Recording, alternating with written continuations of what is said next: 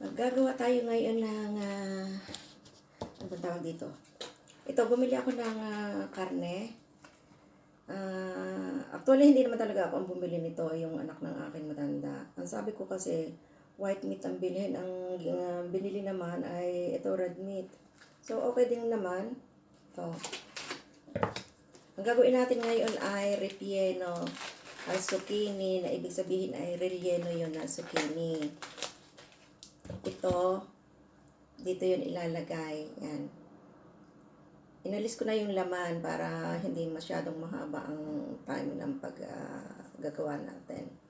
So, ito, yung karne. Ilagay natin dito. Tapos, ang ating ingredients ay salt.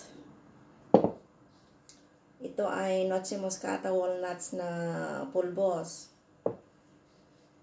Ito ay garlic na pulbos. At saka pamentang pulbos. Pepper powder. At saka parsley, dried parsley na tad-tad. At saka isang itlog. At saka ito, parmesan cheese, grated cheese. So, simulan na natin ang ating ang ating gagawin, ang ating trabaho para madali tayo. Yan. Lagyan natin ng salt. Kung gusto nyo guys, subukan nyo ito. Kung may makikita kayong zucchini verde. Hindi ko masyadong lalagyan ng salt dahil baka umalat. Ilalagyan ko pa naman ng salt yung sugo, yung tomato sauce pag niluto ko. So lalagyan ko na nitong parsley powder.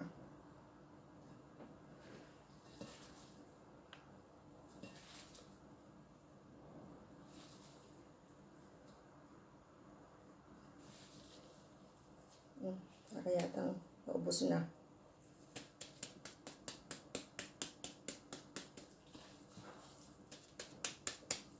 Paubos na nga. Okay lang.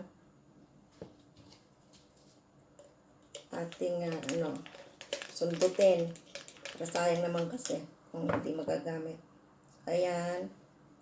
Lumalabas na siya. Tapos, itong pamintang durog.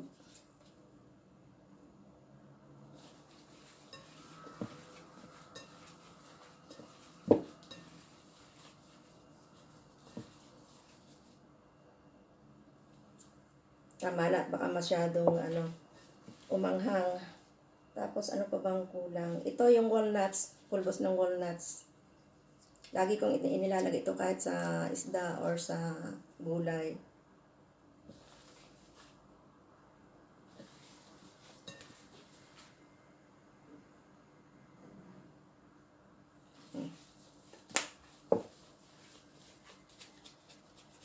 Tapos, lagyan natin ng isang egg.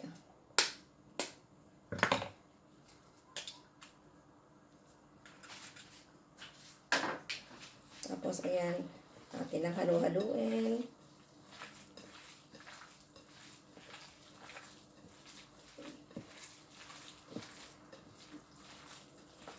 Naku, itry nyo ito guys at masasarapan kayo. Kaya lang syempre medyo matagal-tagal lutuin kasi pag prepare nito, tapos paglalagay nga dito sa loob, trabaho na. Tapos pagluluto pa, kinakailangang lutong-luto ito. Tapos, yan, lagyan na natin ng grated cheese. Ang hirap naman itong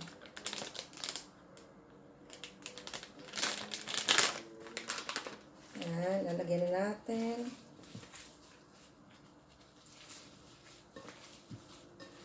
Hindi ko nalalagyan ito ng breadcrumbs dahil hindi naman ito meatballs. Meat pala, hindi meat. Meatballs. Nabubulol na tuloy ako. Masarap kasi pag maraming cheese. Mas malasa.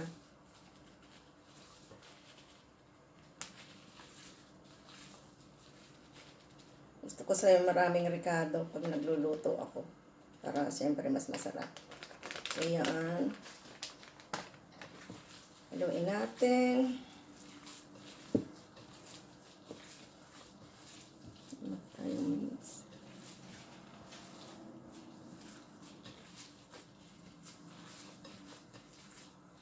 Nagwantes ako kasi ano naman tingnan nyo tayo nakakamay.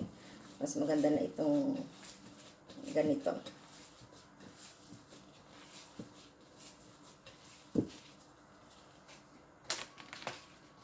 Tapos, ito yung mga zucchini ko na natanggalan ko na sa loob. Oh.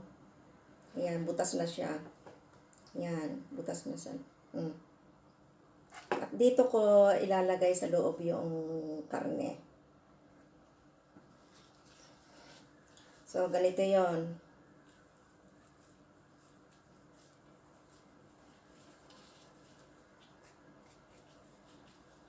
Ang sarap nito, guys. I-try nyo.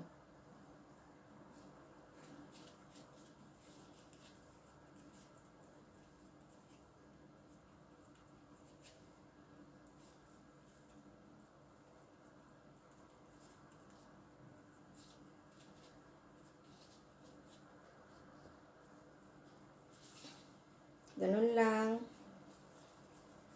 Same procedure.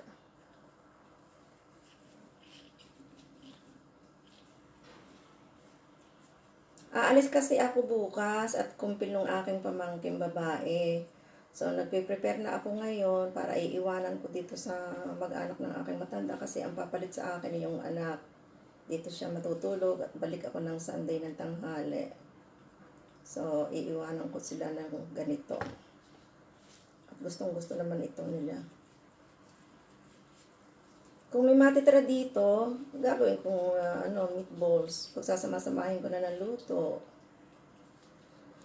Medyo, ang guantes ko medyo maluwag ng konti.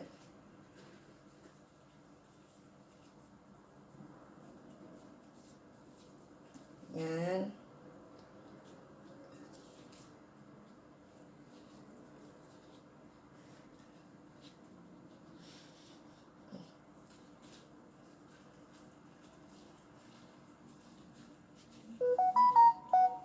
Medyo matrabaho lang pero okay lang naman.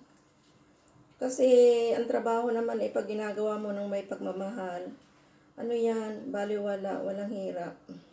Basta tuloy-tuloy lang. Kumbaga labor of love. At saka mas masarap siyempre ang luto pag kasama pagmamahal. Yun daw kasi ang kasabihan, pag magluluto ka lalo at nagigisa ka ng bawang at saka sibuyas at na masyado nang mabango, malasa na, sa bawang pa lang at saka sibuyas maganda na ang amoy. Mapagmahal daw yun. Hindi ko alam kung totoo yun. Pero siyempre, depende yun sa sa tao. Kung marunong kang magmahal, kahit wala kang iniintay na kapalit, mas maganda, 'di ba? Magmahal ka nang wala kang iintayin kapalit, mas maganda 'yun. Kumbaga, ang conditional love. Ako naman kasi kung nagtatrabaho ako laging may kasamang pagmamahal. Kaya yung trabahong laging may sakripisyo, kasama yung sakripisyo sa ating trabaho, sa ating buhay. Kasama na yun sa pang-araw-araw na pamumuhay.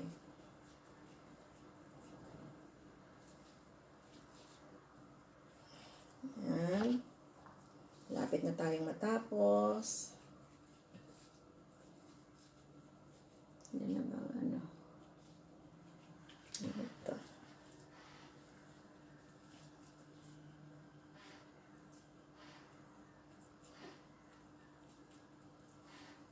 Mamaya ko ito lulutuin kasi dadating dito ang hairdresser. Gamit itong table at magpapamanicure tayo. Maarte kasi ang ang inday ng aking matanda. Pero sila naman ang bumabayad, hindi naman sa aking bulsa nanggagaling. Kasama na yun sa serbisyo ko, yung benefits. Tsaka pag minsan ako ng buhok or pedicure, sagot din nila. Yun nga lang, matrabaho pagkatapos kasi lilinisin yung banyo, itong kusina, kasi dito sa table sa kusina, nagmamanicure kasi walang pwesto sa banyo. So, dito sa table ito tapos na lang, ilagay natin sa loob, ito. Mamaya ko lang siya lulutuin. Kasi marami pa tayong trabaho. At ito naman tira, dahil may tira tayo. Yan. Gagawin kong meatballs. Pero sama-sama ko silang lulutuin. Kasama na nito. Sama-sama ko silang lulutuin. Itong meatballs at saka itong rellenong zucchini.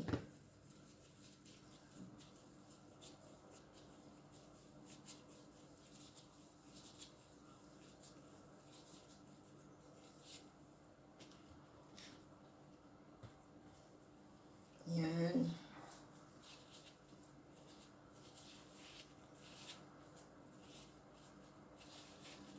Or siguro, i-stack ko muna siya sa freezer, itong meatballs, para maluto namin next time. Lulutuin ko next time para sa aming tanda.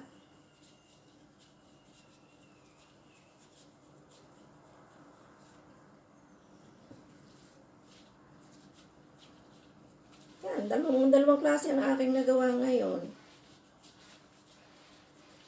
Rellenong zucchini at saka meatballs.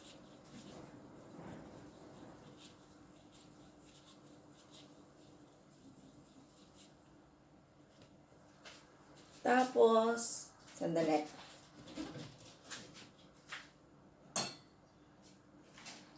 Tapos, dito ko lulutuin. Ayan. Tomato paste. Dito ko lulutuin. Ito ay yung tomato paste na pinakamasarap dito sa Italia. At talaga namang famous ito. So, ito.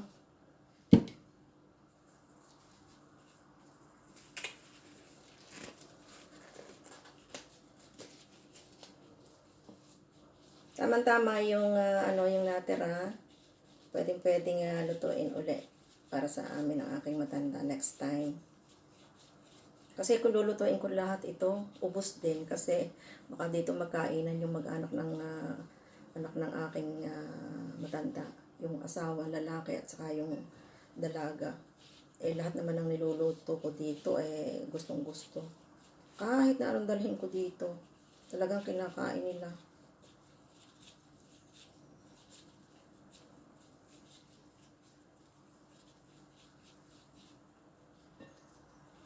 Yan. Tatapos din tayo.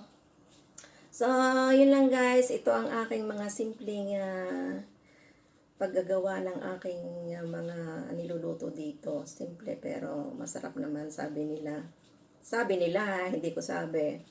So, yun lang guys. Share ko lang sa inyo kung paano ako gumawa nitong rellenong zucchini at saka meatballs. Na same procedure naman. Okay guys, thank you sa panonood ha, at God bless sa ating lahat. Okay? Smile muna. Peace.